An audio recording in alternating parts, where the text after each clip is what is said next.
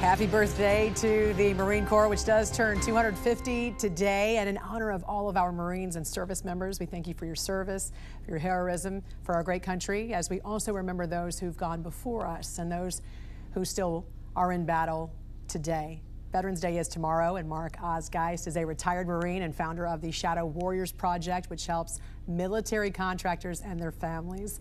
Mark does join us this morning with more on his story and why it's so important to restore a warrior-first military culture with America's armed forces. Good morning to you, sir. Thank you so much for joining us and for your service to our country.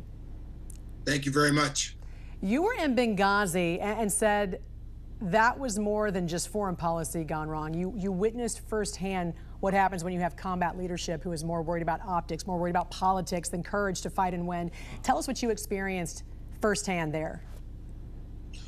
You know, it's the problem that I think part of it is with technology. Too much information gets passed up to the politicians that are sitting in 1,000 miles away, or the leaders that are sitting 1,000 miles away, and they fail to listen to the people who have the best information and the most up-to-date information on the ground, and that's the warfighter. And we have to depend on them. We spend millions of dollars to train them, to feed them, to house them, to make them the best fighting force in the world. And then a lot of times leadership fails to listen to them when it matters the most. Why do you think your calls for help were ignored in Benghazi?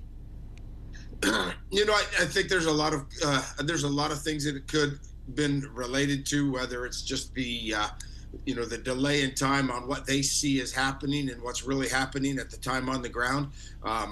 Obviously, there's trying to control the scene from a politician standpoint instead of from a warfighter standpoint, with us on the ground understanding what is happening and them not doing that from 1,000 miles or 10,000 miles away, whatever that may be. I know you sustained severe injuries in the fight there. Can you tell us about those injuries and also what life has been like since then? I know it's been a long road to recovery. There was 6 mortars that landed near me. 3 of them landed as close as 17 feet. They were 81 millimeter mortars. They have a kill radius of approximately 131 feet. The ones that landed on us were French 81 millimeter mortars. The blast went through me, killed Ty and Glenn on the other side of me. I had about 26 holes in me from shrapnel, and I still carry a lot of that with me on a day-to-day basis. Yeah, that's unreal. What a miracle that you survived that.